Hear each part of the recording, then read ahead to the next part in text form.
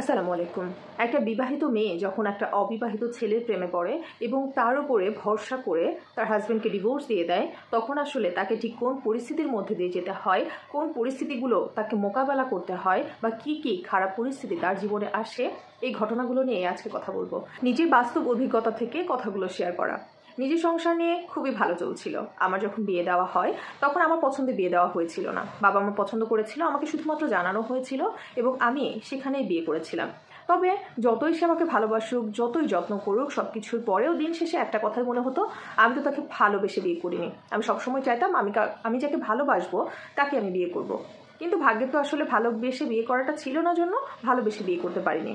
আমাদের একটা সন্তানও হয়, তবে সন্তান হওয়ার পরেও মন থেকে কখনোই আমি তাকে মেনে নিতে পারিনি।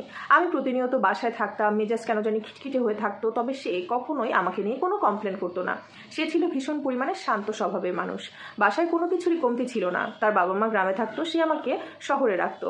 সে যেহেতু শহরে চাকরি করে, সেই সুবাদে আমাদের শহরে থাকা। বাড়িতে কাজের মেয়ে থেকে শুরু করে সব কিছুই সে রাখতো।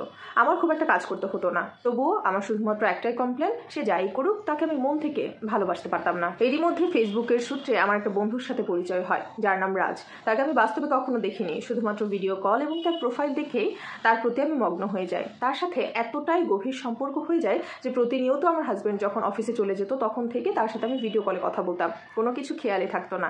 সারাটা দিন কোন দিক দিয়ে যে চলে যেত বুঝতেই পারতাম না। আমার ছেলেকে খেলনা দিয়ে ব্যস্ত রাখতাম এবং আমি সবসময় তার সাথে ভিডিও কলে কথা বলতাম।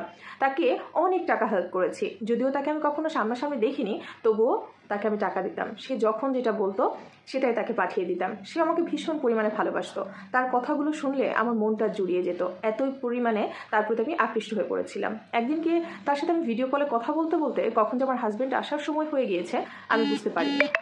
বাসায় একজন হেল্পিং হ্যান্ড থাকতো। আমি আমার রুমের মধ্যে ভিডিও কলে রাজের সাথে কথা বলছিলাম। ঠিক ওই মুহূর্তে আমার হাজব্যান্ড যে কখন এসে আমার পিছনে দাঁড়িয়েছিল আমি বুঝতে পারিনি। অনেকক্ষণ পরে আমি রিয়েলাইজ করতে পারলাম কেউ একজন আমার পিছনে দাঁড়িয়ে রয়েছে। ততক্ষণে আমার হাজব্যান্ড বুঝে গিয়েছে আমি কার সাথে কথা বলছি বা কী করছি। সে রেগে মেগে অস্থির হয়ে আমার ফোনটা ঠাস করে নিয়ে ভেঙে ফেলে দেয়। সে খুবই শান্ত স্বভাবের, কিন্তু সেদিনকে শান্ত স্বভাবের মানুষটাকে আমি বিভৎস হতে দেখেছি। বাসার ফ্রিজ থেকে শুরু করে ফার্নিচার, টিভি সব কিছু সে ভেঙে চুরমার করে ফেলেছে।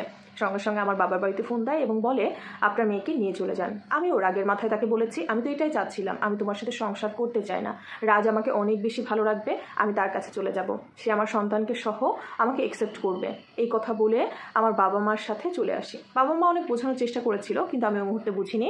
আমার স্বামীও বোঝার চেষ্টা করেনি, যেহেতু সে সব কিছু তার চোখের সামনেই দেখেছে।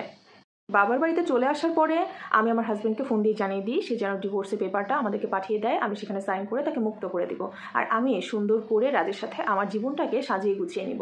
বাড়িতে আসার পরে বাবা মা অনেকবার চেষ্টা করেছে, তবে কোনো লাভ হয়নি। না আমাকে বোঝাতে পেরেছে, না আমার হাজব্যান্ডকে বোঝাতে পেরেছে। সবাই বারবার বলছিল ছেলে মুখের থেকে তাকিয়ে সংসারটা কর, কিন্তু আমি কোনো কিছুই বুঝিনি। রাজের সাথে এর মধ্যেও কথা হতো, বলতাম বাবার বাড়িতে এসেছি, কিন্তু আমার হাজব্যান্ডের সাথে যে ডিভোর্স হবে এটা তাকে জানায়নি। তবে কি জানেন, যখন তাকে জানালাম যে আমি বাবার বাড়িতে চলে এসেছি, আমার হাজব্যান্ডকে ডিভোর্স দিব এবং তোমার সঙ্গে আমি আমার জীবনটা সুন্দর করে সাজিয়ে নিব, তখনই বুঝতে পারলাম জীবনের কোন ভুলটা আসলে আমি করেছি। তখন সে তার আসল রূপ বের করে দিল। সে বলল তুমি একটা সন্তানের মা, তার উপরে বিবাহিত, তোমাকে আমি কিভাবে বিয়ে করতে পারি? আমার পরিবার এটা কখনোই মেনে নেবে না। আমার মনটা না চূর্ণ বিচূর্ণ হয়ে গেল। কি করব কিছুই বুঝে উঠতে পারছিলাম না। এর মধ্যে সে যোগাযোগটাও বন্ধ করে দিল। যে মাঝে মধ্যে ফোন দিত সে এখন সেই ফোনটাও দেয় না। আমি ফোন দিলে রিসিভও করে না। ভীষণ পরিমাণে বিরক্ত। তবে এই মানুষটাকে হাজার হাজার টাকা আমি সাহায্য করেছি, যখন যেটা বলেছে সেটাই তাকে পাঠিয়েছি। শুধুমাত্র সে আমার অসহায়ত্বের সুযোগটা নিয়েছে। আমার হাজব্যান্ডের সাথে যে কথাটা আমি বলতাম না, তার সাথে শেয়ার করতাম, এই সুযোগটাই সে গ্রহণ করেছে।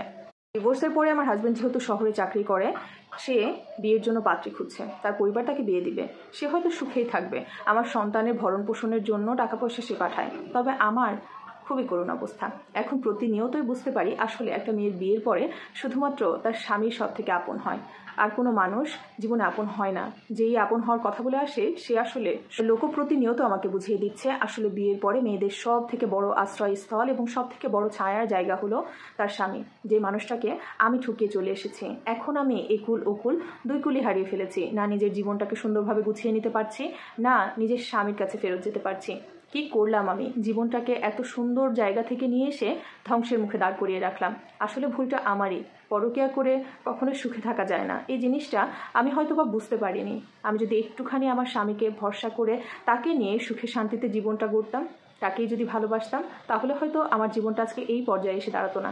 আসলে এখন আমি বুঝতে পারছি যে যতই কথা দিক, যেটাই বলুক, বিয়ের পরে একটা মেয়ের জীবনে শুধুমাত্র স্বামী তার প্রকৃত বন্ধু, আর কেউ না। ঘটনাটা একটা বাস্তব জীবনের ঘটনা এবং ইটস মি অনামিকা আপু পেজ থেকে নেওয়া, যেটা আপুকে পাঠিয়েছে ত্রিপুরার একটা ছোট্ট বোন।